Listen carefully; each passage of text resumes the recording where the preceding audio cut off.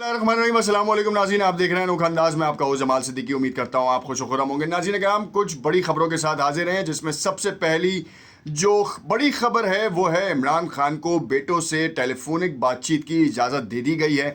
अटक जेल की क्या सूरत हाल है, समाअत क्या हो रही है, क्यों वहाँ पर समाअत रखी गई है, और ये एक बार फिर शफाफियत पे एक काला निशान है। निगरां वज़ीर आज़म जो हैं वो कहते हैं कि बिजली के नर्ख तो कम नहीं होंगे, रिलीफ देने के लिए कोई बड़ा ऐलान किया जाएगा। 48 घंटे बड़े ही अहम हैं।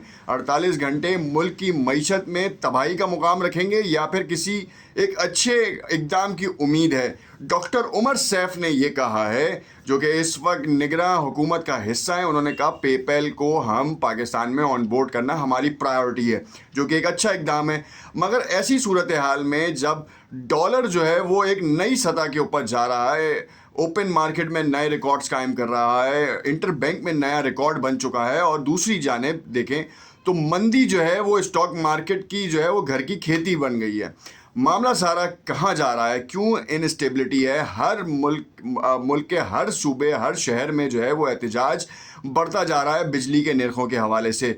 और इस कदर बिजली के प्राइसेस बिल जो आए हैं, लोग मजबूर हो गए हैं, ख़ुदकुशियाँ हो रही हैं। बिजली के दफ्तर में लोग जाके कंप्लेंट्स कर रहे हैं और वहाँ पर हार्ट अटैक आ रहा है, क्योंकि वो भर नहीं सकते, अपने बच्चों को जो है वो बग़ैर पंखे के रख नहीं सकते। ये बड़े मामलात हैं। एक तरफ जो है सोशल मीडिया पे चंद अशख़ास जो हैं वो कभी बिजली तकसीम, जितनी भी तकसीमकार कंपनियां हैं उनके जो मुलाजमीन हैं उनको दिए गए फ्री यूनिट्स के हवाले से एक शोशा छोड़ते हैं, जिसके ऊपर पावर सेक्टर ने ये कहा कि अगर उनका रिलीफ ख़त्म भी कर दिया जाए तब भी जो है ये सूरत हाल नहीं ख़त्म होगी, क्योंकि इंटरनेशनल मार्केट की सूरत हाल इतनी ज़्यादा तबाहकुन है। निगरां वज़ीर ख़जाना ने तो कहा, उन्होंने तो कच्चा चिट्टा खोल दिया है। क्या तफसीलात हैं अपने इस वीलॉग में तफसील से डिस्कस करेंगे, ताकि आपको facts and figures one by one पता चलते रहें।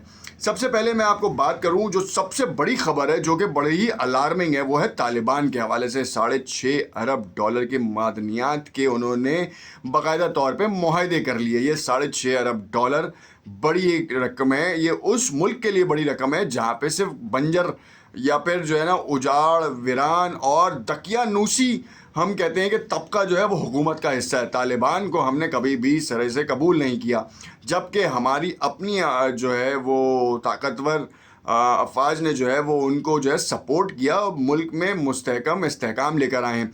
मगर कभी भी हमने उनके एतक़ाद से जो है ना वो कभी भी काम नहीं किया, जो कि हम सारे सियासतदानों के लिए जो है ना वो लम्हे फ़िक्रिया है। मगर बात सारी ये है कि आवाम को तो इस सूरत हाल में कैसे निमटना है, उनको ये देखना है कि उनके घर का चूल्हा कैसे जलेगा।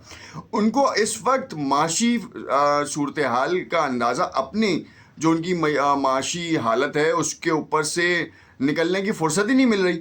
इतना दबते चले जा रहे हैं बिजली के बिलों की वजह से, बच्चों की स्कूल की फ़ीसों की वजह से, किराए की वजह से, मगर उनकी तनख्वाहों में इजाफा नहीं है, उल्टा महंगाई में शदीद तरीन इजाफा है। और ये कहाँ गए वो लोग जो 16 माह कबल ये कहते थे कि हम महंगाई को तोड़ देंगे। एक तरफ वज़ीर ख़जाना बदलते रहे, मगर उन्होंने माफियाज़ को काबू नहीं किया। माफियाज़ को काबू करने के लिए 11 जमाती इत्तेहाद भी जो है वो जब एक साथ हुआ तो वो कोई काम नहीं कर पाया। और बड़े से बड़े एक चोर, जो कि माजी में चोर था, मफरूर था, उसको जाके वजारत ख़जाना की कुर्सी पर बिठाया, और उस बिठाने के बाद जो है कहा कि उन्होंने मुल्क के लिए बेहतरीन काम किया। समधी ने समधी की जो है बजा दी। बात सारी ये कि नवाज़ शरीफ के कहने के ऊपर जो है इसहाक डार साहब को जो है वो वजारत ख़जाना की कुर्सी पर बिठाया गया, और सोचा ये जा रहा था कि 200 से नीचे डॉलर चला जाएगा। आज 305 रुपये पे डॉलर है। काकड़ साहब का तो नाम बदनाम कर दिया है निगरां वज़ीर आज़म साहब का, क्योंकि उनके हाथ में कुछ है नहीं।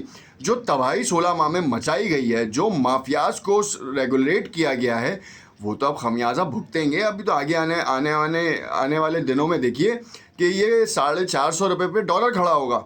जब $450 पे डॉलर खड़ा होगा तो मुल्क की मईशत का क्या हाल होगा। यहाँ पे सिविल वॉर का ख़तरा है। खुदारा, यहाँ पे लोगों को सोचना चाहिए, जो पाकिस्तान का थिंक टैंक है उनको ये सोचना चाहिए कि हम पाकिस्तान की मईशत को कहाँ ले जा रहे हैं।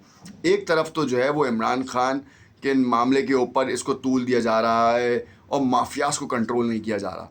हमारे पास कोई भी एक ऐसा महकमा नहीं है जो चेक एंड प्राइस को चेक एंड बैलेंस कर सके। 305 रुपये इंटर बैंक में डॉलर का रेट हो चुका है। और आगे जो मामला सामने आ रहे हैं कराची पाकिस्तान स्टॉक एक्सचेंज में कि ہم نے دیکھا کہ 1700 بلڈ بات ہوا ہے، 1700 ڈیڑھ خرب پاکستانی روپے آج کے دن میں نقصان ہوا ہے. کسی کو تو فائدہ ہوا ہے. تو اس کے پیچھے کون بیٹھا ہے؟ کون پاکستان کی معیشت کا بیڑا غرق کر رہا ہے؟ کون لوگ ہیں جو مافیاز کو سپورٹ کرتے ہیں؟ پاکستان میں جو ڈالر کی ٹرانزیکشنز تھیں، ڈالر چل رہا تھا، وہ کہیں باہر نہیں گیا. یہ پاکستان میں انڈیویجول کیپیسٹی میں لوگوں نے اپنے ایسٹس بنا کے رکھ لیے ہیں.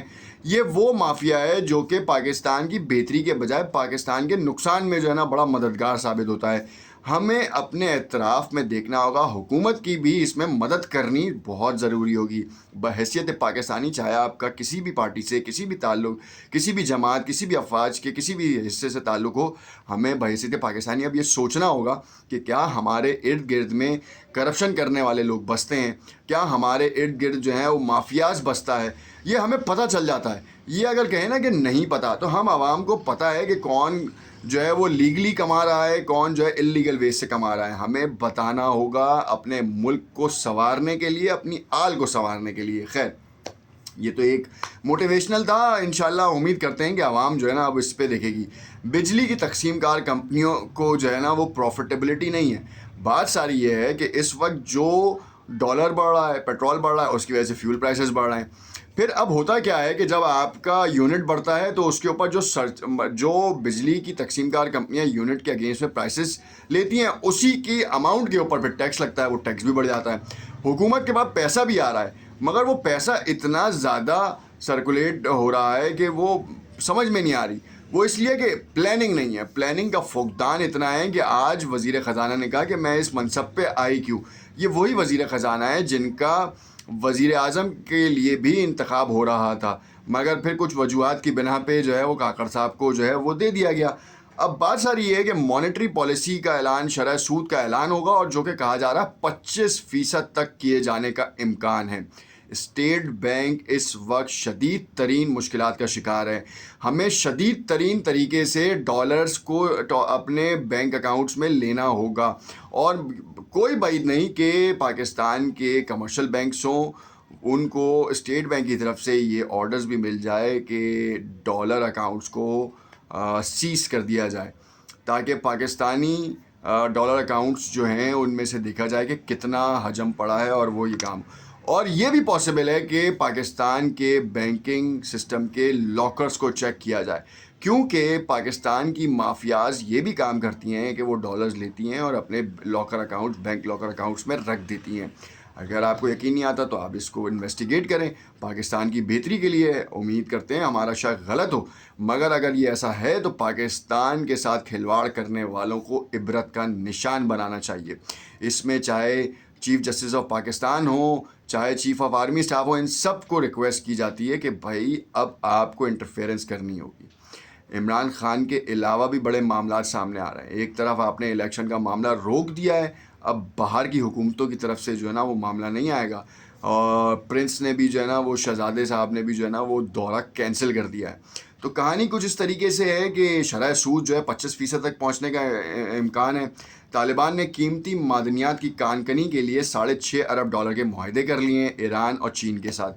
چین نے $25 ارب کی سرمایہ کاری کر رہا ہے افغانستان میں، یعنی کہ پاکستان کے علاوہ وہ $25 ارب کی سرمایہ کاری افغانستان میں کر رہا ہے. یہ بہت بڑا ایک میسو منصوبہ ہے جو افغانستان میں وہ اپنے ایسٹس جما رہا ہے، مگر اس میں پاکستان کا کوئی کردار نہیں ہے.